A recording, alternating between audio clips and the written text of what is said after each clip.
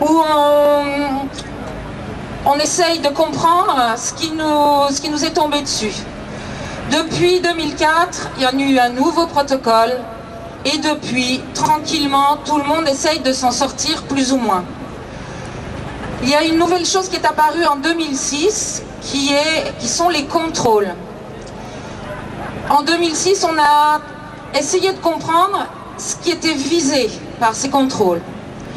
On s'est aperçu, on a très vite compris que un des contrôles principal était ce qu'on appelle le contrôle mandataire, à savoir que les ascédiques cherchent à prouver que les metteurs en scène, que les chargés de diffusion sont en fait, les chargés de production, les gens qui à l'intérieur de la compagnie ont une position qui leur permet d'avoir la signature du chéquier, de signer des contrats, que ces gens ne sont en réalité pas des vrais intermittents, c'est-à-dire qu'ils ont la capacité de s'employer et de se débaucher comme ils le souhaitent.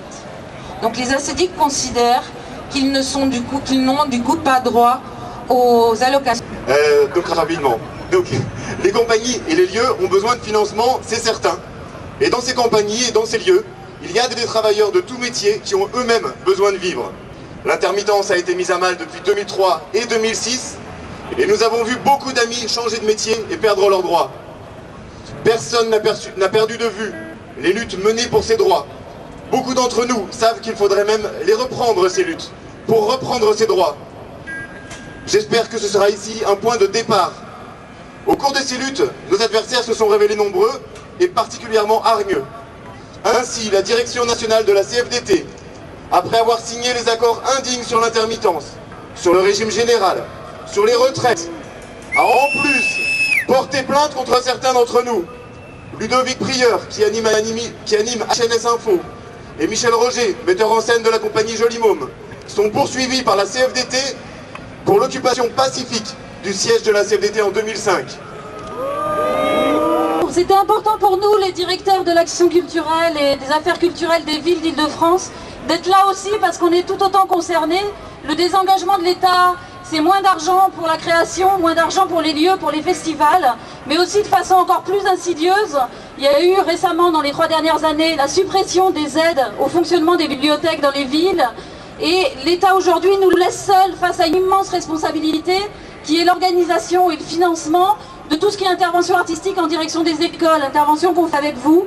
Et aujourd'hui, l'État laisse les collectivités locales seules responsables du financement de ces actions qui nous semblent pourtant essentielles, malgré les affichages divers et successifs du ministère.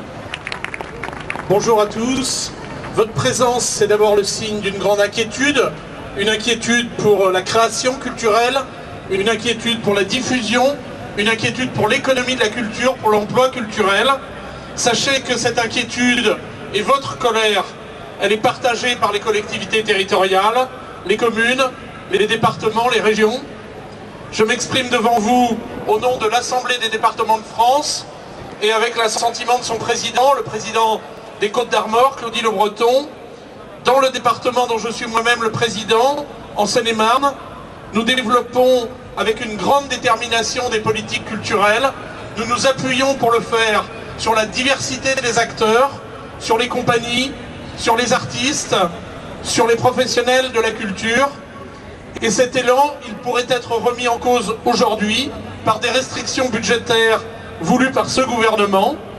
Ça touche bien sûr la création d'abord, ça touche la diffusion, ça touche l'emploi culturel, mais ça touche aussi, surtout chez nous, l'action culturelle territoriale, la médiation, la sensibilisation des publics. On vous propose de vous asseoir, voire de vous allonger. Image. Merci, merci. Place morte, place du Palais Royal. Ils sont les comédiens qui doivent venir, ok? Et on vous demande de faire 1 minute de silence.